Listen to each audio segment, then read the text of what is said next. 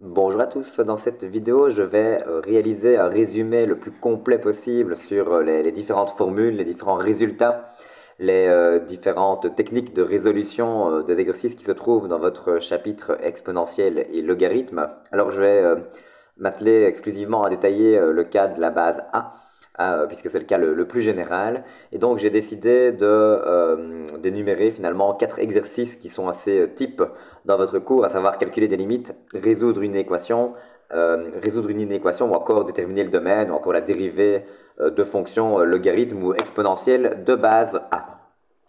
Donc commençons par le calcul de limites.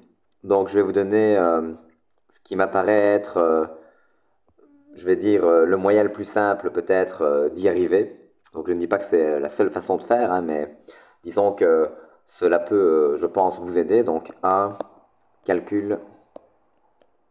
Donc, calculer des limites. Donc, à mon sens, ce qu'il faut avoir en tête absolument pour pouvoir s'en sortir, c'est les limites en 0 plus ou en plus ou moins à l'infini des fonctions logarithmes et exponentielles. Et donc, le plus simple pour ne pas se tromper, c'est de se faire un petit brouillon de référence en distinguant deux cas de figure. On a le cas où la base petit a est strictement plus grand que 1. Et on a le cas où la base petit a est comprise entre 0 et 1.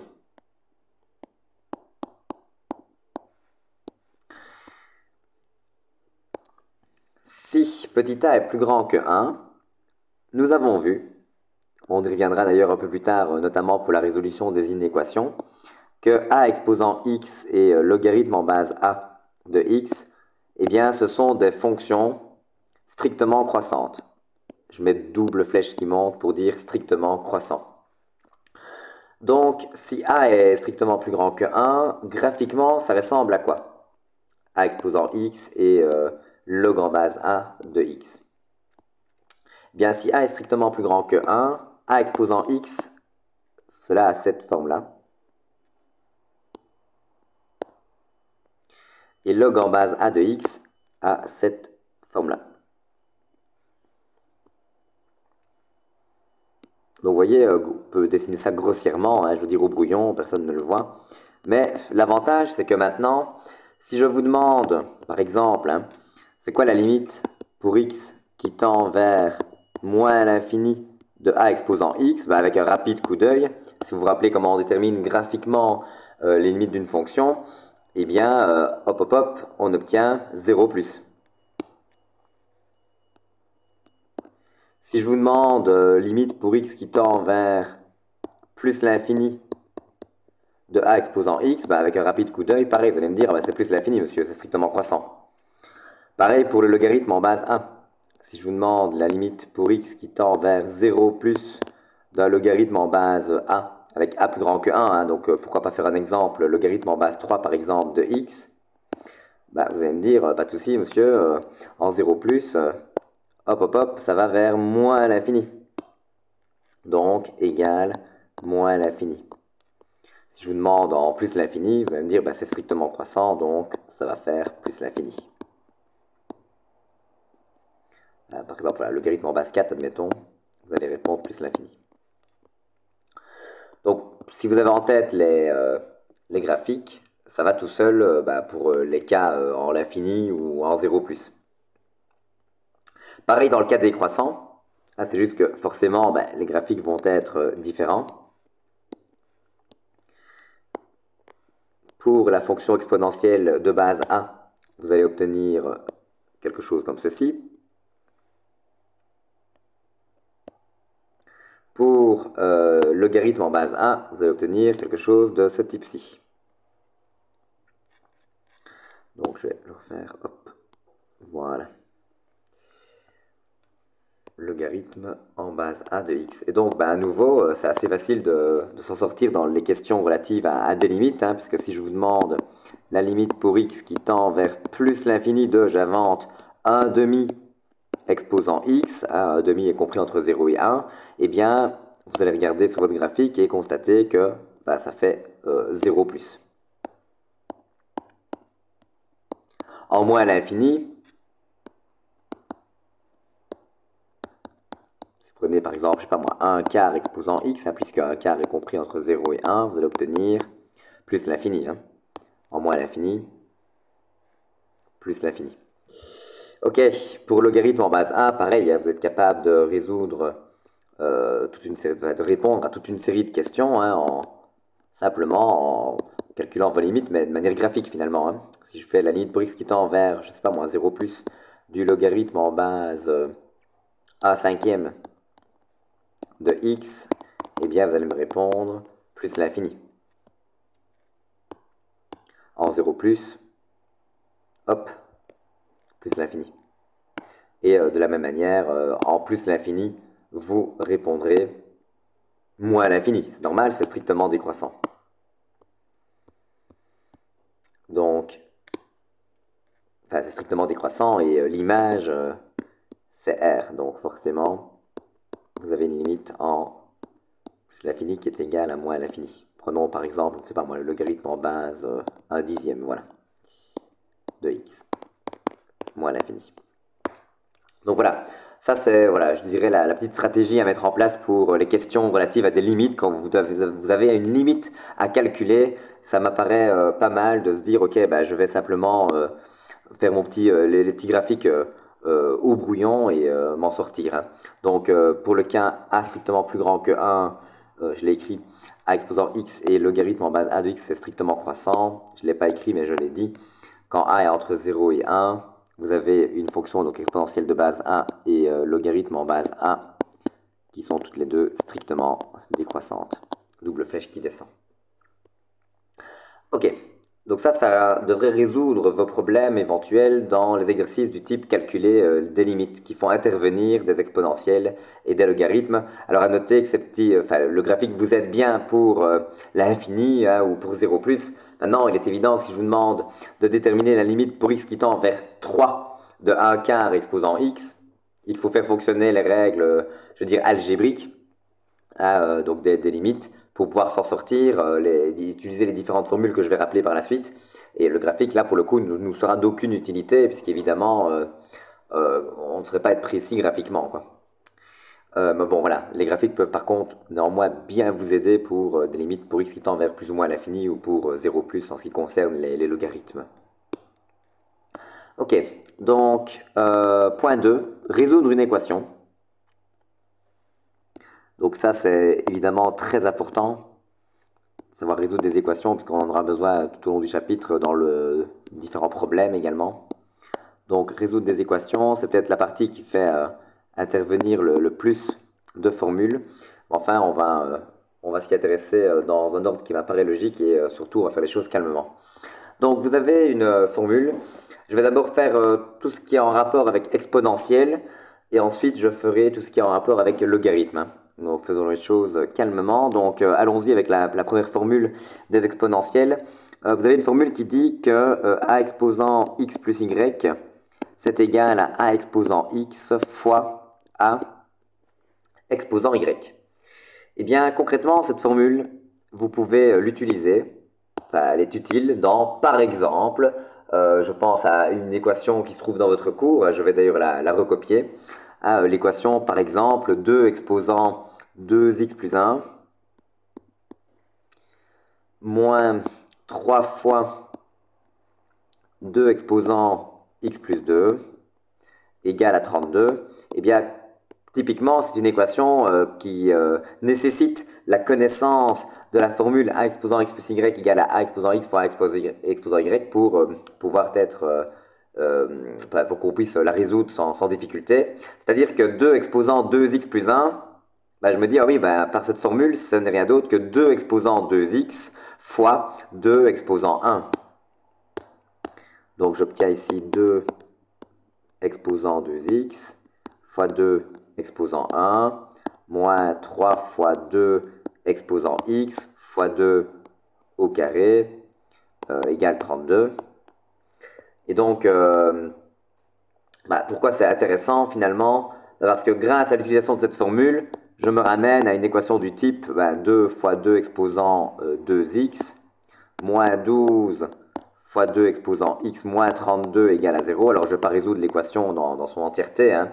Mais bon, tant que j'y suis, petite remarque, le petit truc à faire ici, c'est de poser t égale à 2 exposant x.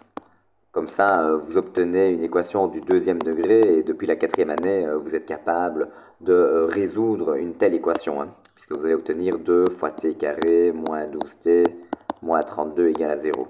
Bon voilà, je ne vais pas résoudre l'équation entièrement, sinon la vidéo va durer trop longtemps, mais tout ça pour vous dire que finalement, la base, ce qu'il fallait vraiment appliquer dès le départ pour pouvoir s'en sortir, eh bien, c'est cette fameuse formule.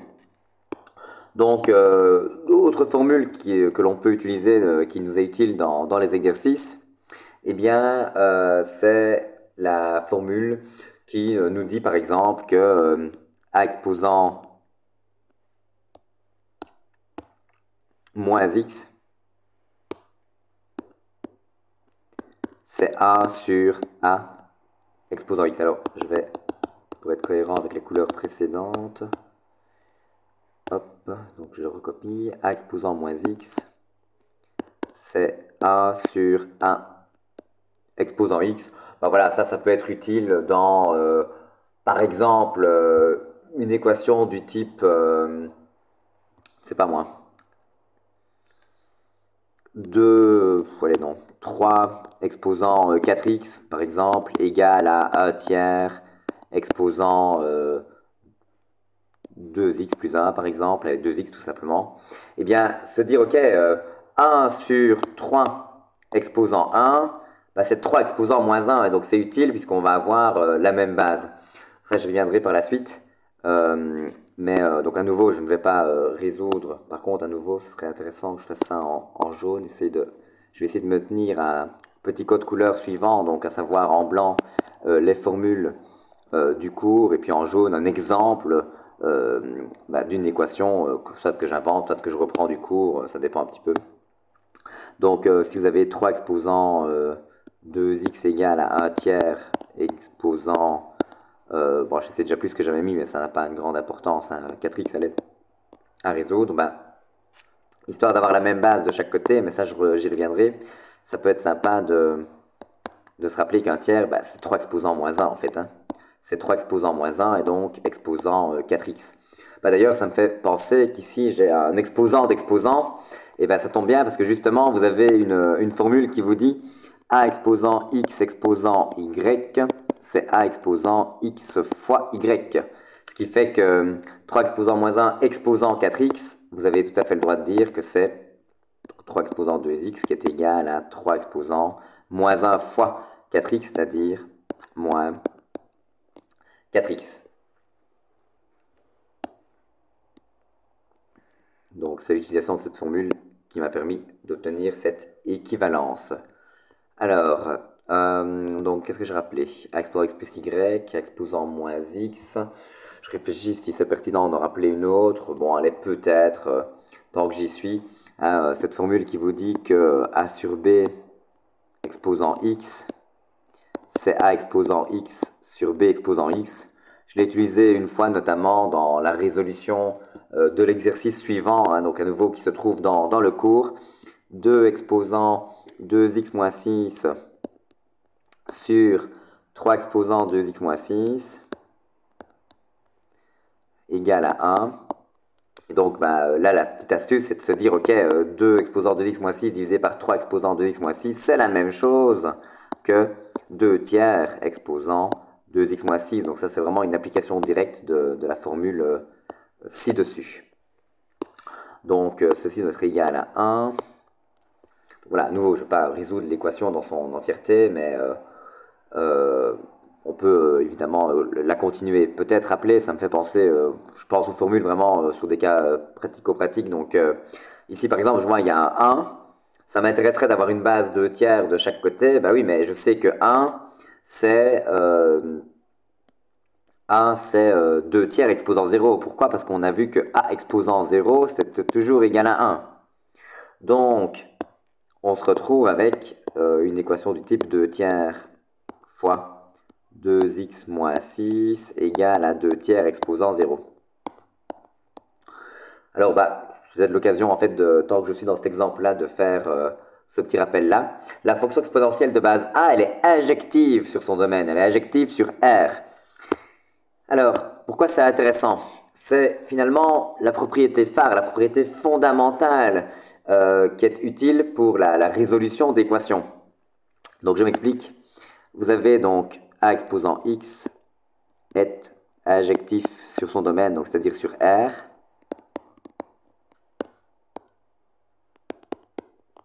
Donc, ça veut dire quoi? Ça veut dire que A exposant X égale à A exposant Y, si et seulement si X égale à Y. C'est pour cela que quand on résout des équations, on vous demande tout le temps d'avoir la même base de chaque côté, dans les deux membres. On aimerait bien avoir la même base. Parce qu'une fois que j'ai la même base, il me suffit d'égaler les exposants par injectivité de la fonction. C'est pour ça que si je continue l'exemple précédent, c'est pour ça que je mets une double flèche, équivalent à dire que j'ai la même base, j'ai 2 tiers à gauche, j'ai 2 tiers à droite. Donc il me suffit d'égaler les exposants. 2x moins 6 égale donc 0 en l'occurrence.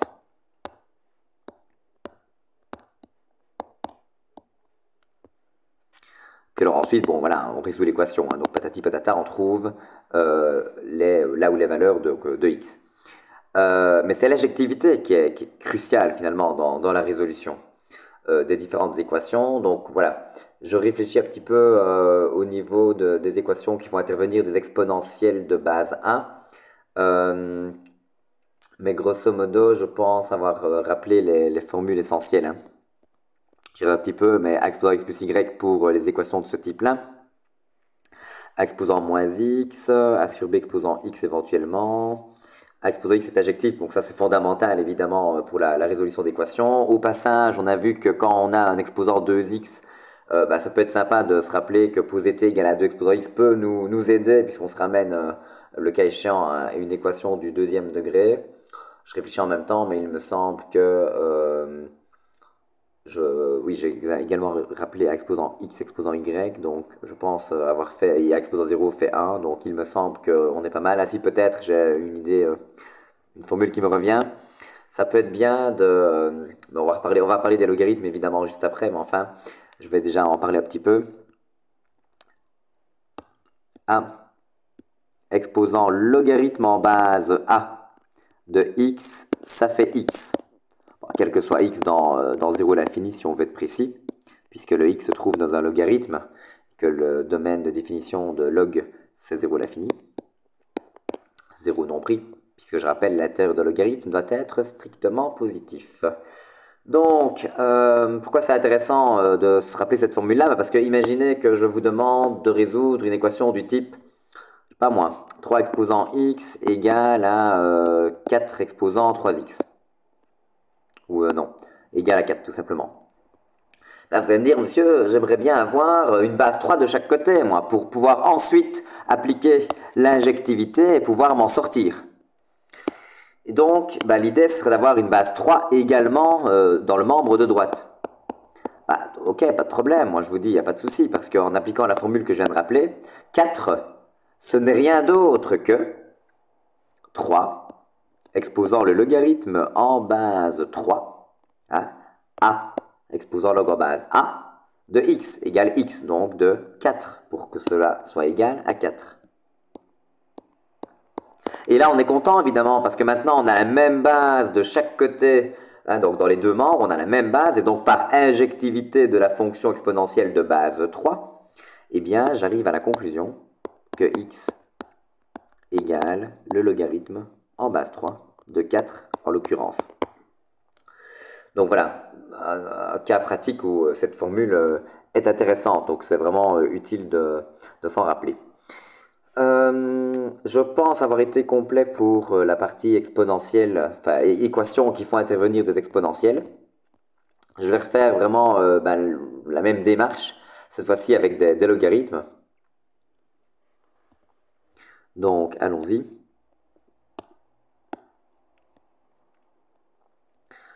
Alors il y a peut-être plus de formules à se rappeler, mais enfin, vous avez une formule qui vous indique, par exemple, que le logarithme en base 1 de x plus le logarithme en base 1 de y, eh bien c'est le logarithme en base 1 de x fois y. Le logarithme d'un produit, c'est la somme des logarithmes. Donc pourquoi c'est utile? Parce que typiquement, prenons l'équation du cours suivante, logarithme en base 3 moins x plus logarithme, donc pas en base 3 moins x, c'est le logarithme en base 10 de 3 moins x, plus le logarithme en base 10 de moins x moins 6. D'ailleurs, ça me fait penser que je vous rappelle que quand on n'écrit pas de nombre en indice, c'est que la base vaut 10. Hein. Log, c'est une notation pour parler log en base 10, pour dire log en base 10. Donc quand vous voyez un log, c'est comme si on écrivait log indicé 10. Donc voilà, quand vous êtes confronté à une équation du type log en base 10 de 3 moins x plus log en base 10 de moins x moins 6 égale à 1, eh bien, vous pouvez tout à fait dire, ah ben, oh tiens, j'ai une somme de logarithmes, c'est la même chose que le logarithme du produit. Donc 3 moins x fois moins x moins 6. Nous avons vu que le logarithme en base 10, donc en l'occurrence de 10, ça fait 1. De nouveau, c'est dû à la formule qui dit le logarithme en base 1 de a exposant x, c'est x, pour tous les x dans R. Et donc, en particulier, si vous voulez obtenir 1, il vous suffit de prendre a exposant 1. Donc, en l'occurrence, ici, le logarithme en base 10 de quoi égale à 1? De 10, parce que 10, c'est 10 exposant 1. Et donc, j'utilise à nouveau cette formule-ci.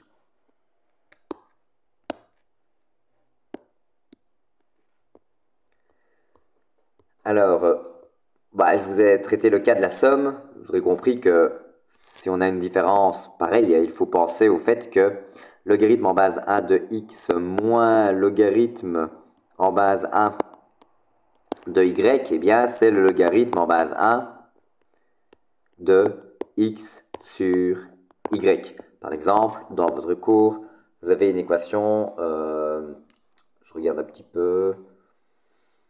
Ouais, allez, prenons celle-là. 2 fois le log en base 4 de x plus 3. Non, je vais en inventer une autre. Ça, je ferai une autre remarque par la suite.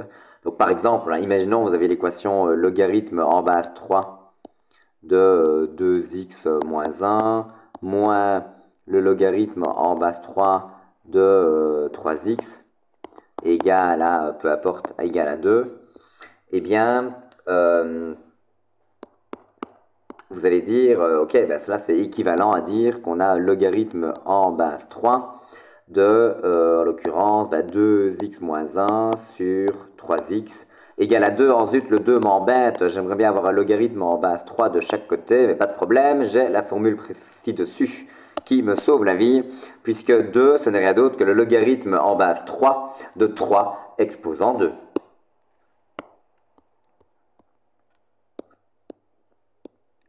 Puis alors, j'ai un logarithme de même base de chaque côté. Donc, comme pour les fonctions exponentielles, je peux utiliser l'injectivité de la fonction logarithme en base 1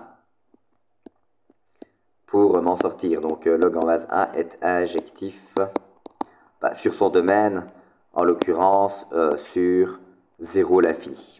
On reparlera des domaines un peu plus tard. Donc, si je continue, de fait, l'équivalence, je me retrouve avec une nouvelle équation équivalente qui est donnée par 2x moins 1 sur 3x égale 3 au carré, c'est-à-dire 9. Alors, attention, attention, attention, quand vous faites des équations avec des logarithmes, conditions d'existence, l'intérieur d'un logarithme, donc on a des conditions d'existence pour les logarithmes, conditions d'existence, l'intérieur d'un logarithme,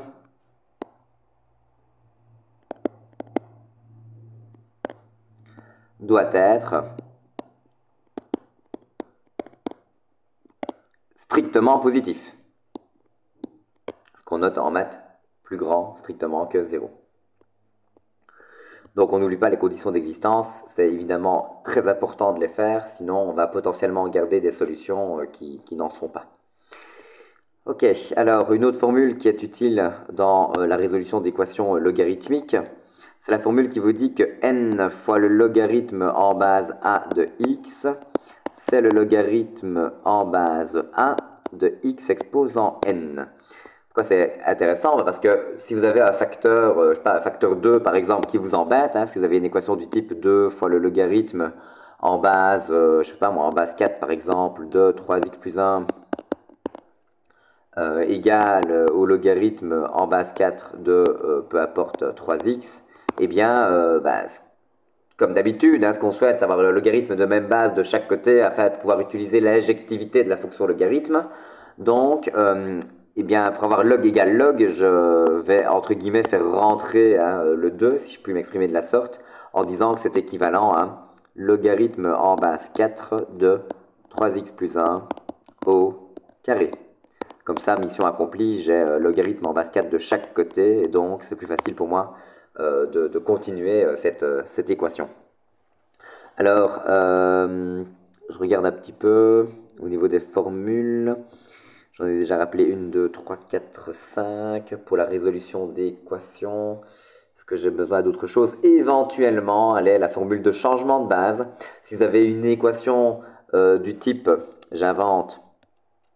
Enfin, non, d'abord je vais rappeler la formule de changement de base. Faisons les choses calmement. Donc, imaginez, vous avez un logarithme en base A. Vous souhaitez obtenir non pas une base A, mais une base B. Eh bien, pas de panique. On écrit une barre de fraction, log de la base que l'on souhaite, appelons-la B, log en base B, log en base B. Et ensuite, on regarde. X se trouve au-dessus de A. Donc, au numérateur, je mets le logarithme en base B de X. Au dénominateur, je mets le logarithme en base B de A. Alors, pourquoi cette formule est utile? Notamment, elle est utile dans la résolution d'équations. Hein. Par exemple, si vous avez logarithme en base 4 de X doit être égal au logarithme en base, je ne sais pas moi, 7 de 3x, vous allez me dire, zut, j'ai pas la même base de chaque côté, je peux pas utiliser l'adjectivité, je suis embêté. Eh bien, la formule de changement de base vous sauve la vie, puisque vous allez dire, admettons, je conserve le membre de gauche, je le laisse tranquille. Eh bien, bonne nouvelle, je peux dire que le logarithme en base 7 de 3x, par formule de changement de base, c'est le logarithme en base 4 de 3x sur le logarithme en base 4 de de 7. Bon, ensuite, on continue l'équation, patati patata. C'est pas ça l'objet de la vidéo. Bon, désolé pour l'ambulance. Donc, je disais, de cette manière-là, on s'est ramené finalement à log en base 4, donc partout. Et donc ça, c'est utile pour la suite. Donc, je ne vais pas détailler la résolution de cette équation. Mais en tout cas, si on devait résoudre une telle équation, c'est évidemment cette démarche-là qui est attendue. Ok, donc formule de changement de base. Peut-être également une petite remarque là-dessus. Autre utilité de cette formule de changement de base, c'est que, imaginez, vous êtes en train de résoudre un problème qui fait intervenir, je ne sais pas moi, des logarithmes en base 3. Et puis, vous arrivez à la solution finale de votre problème avec une solution de la sorte, je ne sais pas moi, une solution, par exemple, logarithme en base 3 de 42. C'est bien joli, mais bon, peut-être que pour votre problème, vous aimeriez bien savoir à peu près combien cela fait. Et donc, le problème, c'est que sur votre calculatrice, vous n'avez pas, évidemment, une touche logarithme en base 3. Par contre, vous possédez une touche log, le logarithme en base 10, ou encore le logarithme en base E. Vous avez une touche ln. Et donc, à ce moment-là, utiliser la formule de changement de base peut vous être utile, parce que vous ne savez pas taper sur votre calculatrice logarithme en base 3 de 42, mais vous êtes capable de taper ln de 42 divisé par le ln de 3. J'ai changé ici la base 3 en une base E. Je rappelle que ln, c'est une notation pour dire logarithme en base E. Hein. C'est la même chose.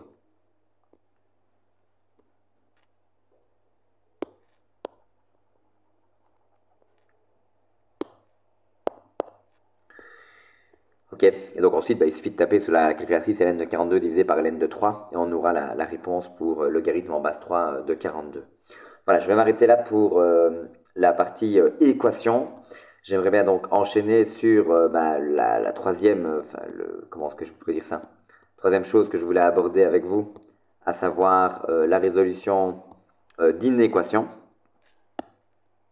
3. Résolution, résoudre des inéquations. Alors, propriété qui va m'être très utile pour résoudre des inéquations, je rappelle, à nouveau, je dois distinguer le cas où A est strictement plus grand que 1 du cas où A est compris entre 0 et 1. Donc si A est strictement plus grand que 1, alors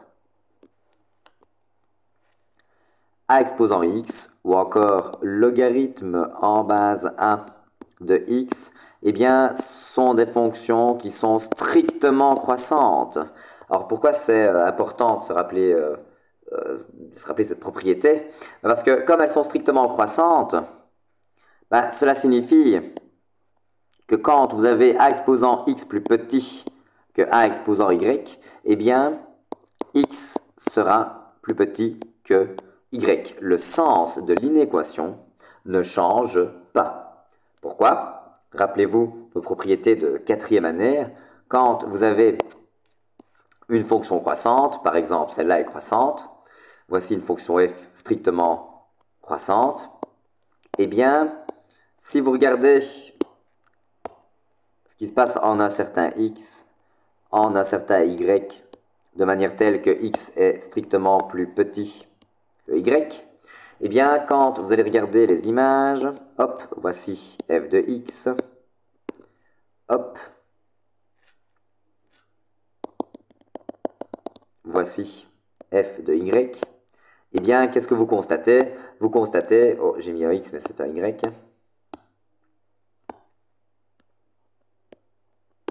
eh bien, vous constatez que f de x, il est bien plus petit que f de y. Le sens de l'inéquation ne change pas.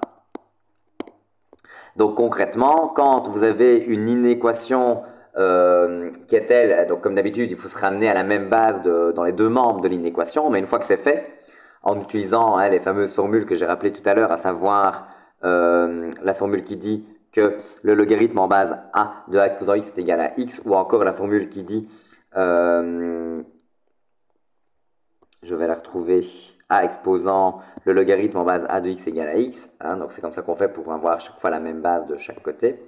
Eh bien, une fois que vous avez une inéquation, par exemple, du type 2 exposant x plus petit que 2 exposant, j'invente, 3x moins 1, eh bien, comme la fonction exponentielle de base 2 est strictement croissante, vous avez le droit de dire que cela est équivalent à x est plus petit strictement que 3x moins 1. Maintenant, voilà, c'est pas du tout la même histoire. Si vous avez une base A comprise entre 0 et 1 strictement. Pourquoi? Parce que dans ce cas-là, A exposant x, oui, j'avais dit que je ferais les exemples en jaune, bon, ceci est en jaune, hop. A exposant x et log en base A de x, ce sont cette fois-ci des fonctions, attention, strictement décroissantes. Hein. On a revu les graphiques relatifs de ces fonctions en début de vidéo. Donc, c'est important. Pourquoi? Parce que ça signifie que quand vous allez avoir un a exposant x plus petit qu'un a exposant y, ou encore un logarithme en base a de x plus petit qu'un logarithme en base a de y, eh bien, cela sera équivalent à dire que x est plus grand que y. Le sens de l'inéquation a changé. Changement de sens. Le sens change. Pourquoi il change? À nouveau, hein, rappelons-nous ce qu'on avait fait les années antérieures. Quand on a une fonction, par exemple celle-là, qui est strictement décroissante, quand vous considérez, par exemple, ce x-ci, par exemple ce y-là, qui sont tels que x est plus petit que y, Bah, qu'est-ce qui va se passer au niveau des images? Hop, hop, hop. On va voir ici f de x. On va voir ici f de y. Qu'est-ce que vous constatez sur les images? Bien que f de x est cette fois-ci non pas plus petite que f de y, mais bel et bien strictement plus grande. Le sens change. F de x est plus grand que f de y. Donc je ne l'avais pas fait pour les logarithmes ici, je peux le faire, mais ça marche pareil. Il y a le logarithme en base 1 de x, il est plus petit que le logarithme en base 1 de y.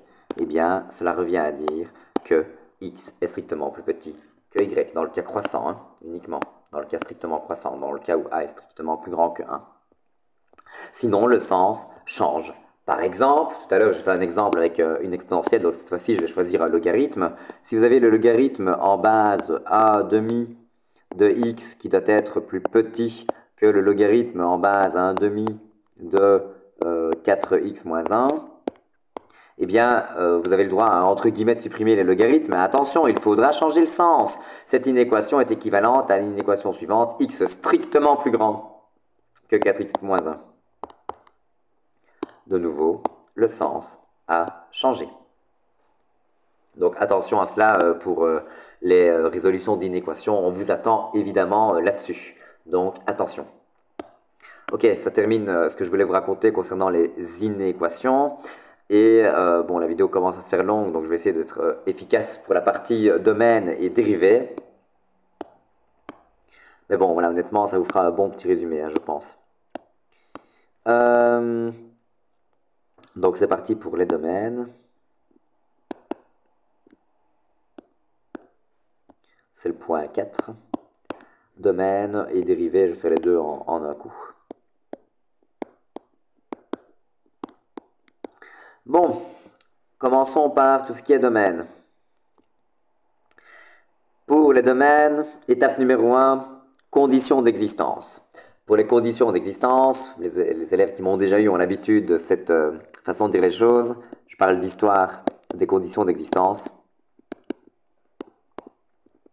Histoire des CE. L'histoire des CE, vous êtes en réto, donc il y a 3 chapitres. Premier chapitre, dénominateur. Dénominateur différent de 0. Donc dès que vous voyez un dénominateur, quel qu'il soit, il devra être différent de 0. Je vous rappelle que différent de 0, cela s'écrit de la manière suivante, 1 égale barré 0. 2. L'intérieur d'un radical de dispère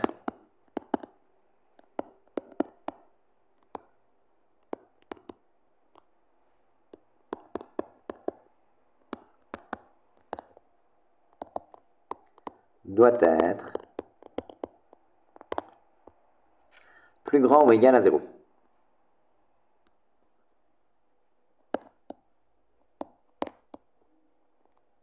Donc, ouais, je ne vais pas dire plus grand ou égal à 0, ben, c'est juste, mais doit être, j'ai envie de dire, positif ou nul.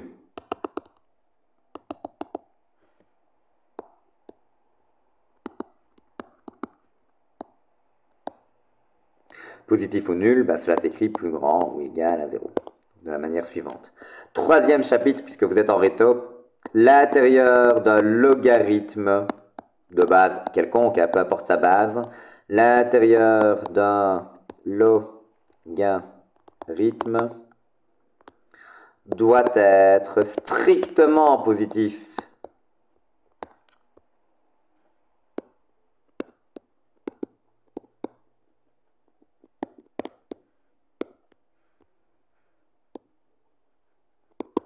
Donc on a cette condition qui s'ajoute depuis donc, cette année.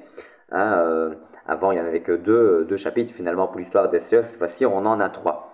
Donc exemple concret, si vous regardez un peu votre cours, vous avez par exemple, je sais pas moi, je peux prendre une de cours, je vais en inventer une comme ça sur le moment, mais exemple, si je considère, je prends une fonction qui regroupe tous les cas de figure, hein, par exemple, si vous avez une fonction du type f de x égale racine de 2x plus 1 sur fois, admettons, fois le logarithme en base 2 de 4x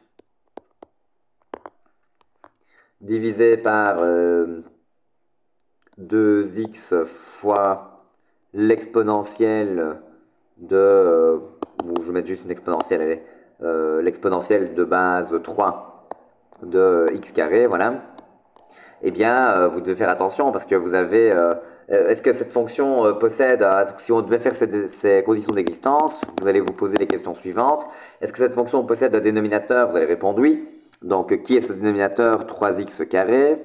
Il doit être comment? Différent de 0. Première condition à écrire. Deuxième condition, est-ce qu'il y a un radical dispère? La réponse est oui.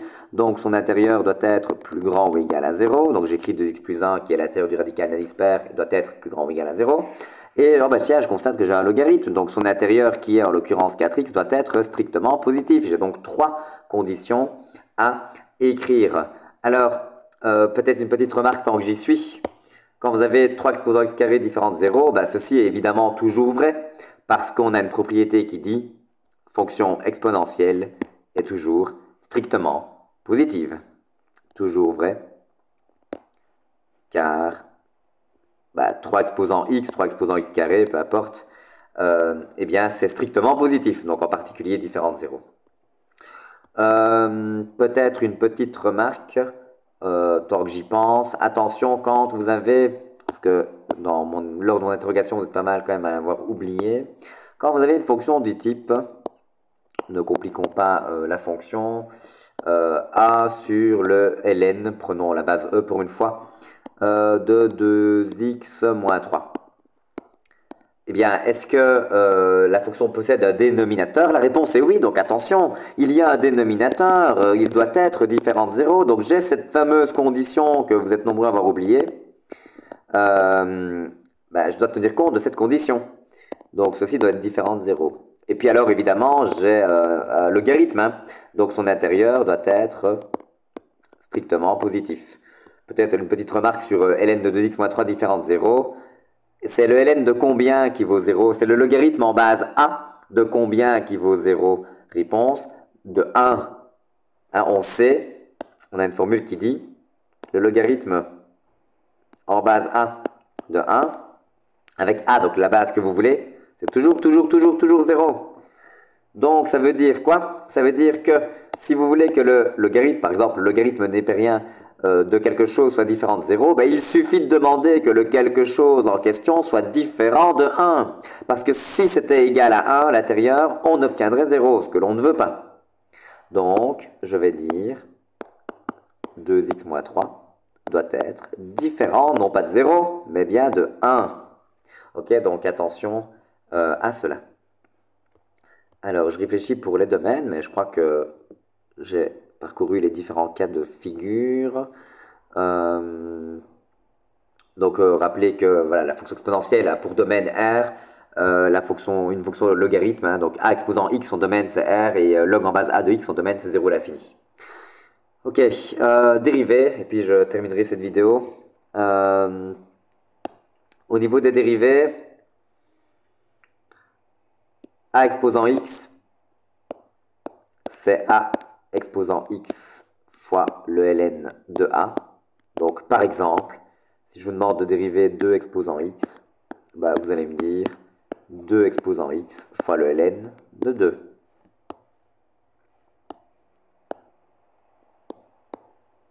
Si je vous demande de dériver e exposant x, vous allez dire, monsieur, c'est bon, on sait, ça c'est la dérivée de e exposant x, c'est e exposant x. Oui, mais enfin, ça fonctionne avec la formule pour 1, évidemment, hein, c'est e exposant x fois le ln de e. Et devinez quoi, le ln de e, ça fait 1, hein, donc on ne se contredit pas par rapport à ce qu'on a vu précédemment. On obtient e exposant x. Alors vous pourriez avoir peut-être une fonction dans l'exposant, hein. L'exposant n'est pas forcément x, hein. Par exemple, a exposant une certaine fonction que je vais appeler f. A exposant f, sa dérivée, c'est a exposant f fois le ln de a fois f'. Pourquoi fois f'? Parce que rappelez-vous la petite phrase, hein. Je dérive la fonction la plus à l'extérieur, je l'évalue en l'intérieur, je multiplie par la dérivée de l'intérieur. Et donc le fois f', c'est la dérivée de l'intérieur, concrètement. Par exemple, si je vous demande de dériver 3 exposant 4x plus 2, bah vous allez me dire, ok, j'ai une fonction exponentielle de base 3, donc formule 3 exposant, donc f, c'est-à-dire 4x plus 2, fois le ln de a, c'est-à-dire le ln de 3, et je multiplie par f', 4x plus 2'. La dérivée de 4x plus 2, c'est 4. Retour en cinquième pour la justification. Ok, pareil pour les logarithmes, hein. Donc on a vu que la dérivée du logarithme en base a de x, bah, c'est 1 sur x fois le ln de a. Donc par exemple, si je vous demande de dériver le logarithme en base à 1 tiers de x, bah, vous allez me dire pas de problème, c'est 1 sur x fois le ln de 1 tiers.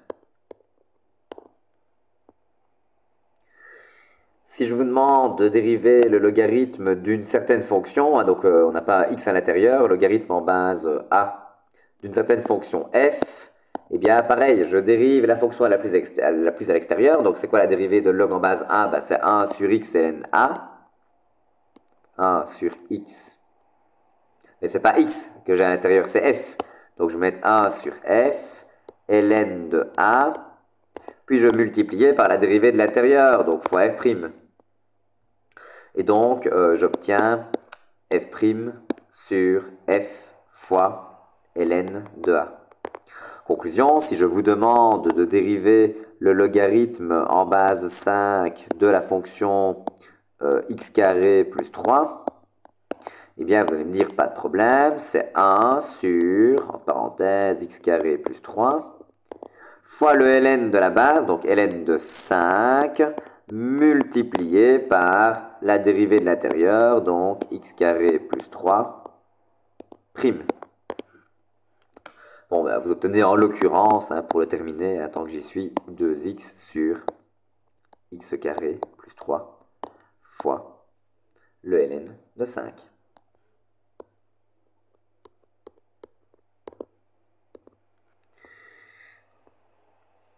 Donc voilà.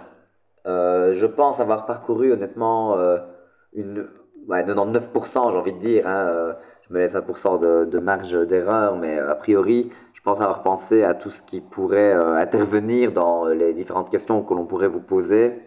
Je pense avoir brassé la plupart des exercices. Donc voilà, j'espère que cette vidéo vous aidera.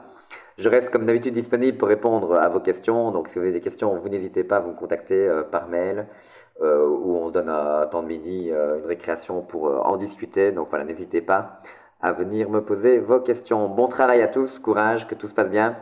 À très bientôt, merci beaucoup. Je vous remercie pour votre attention.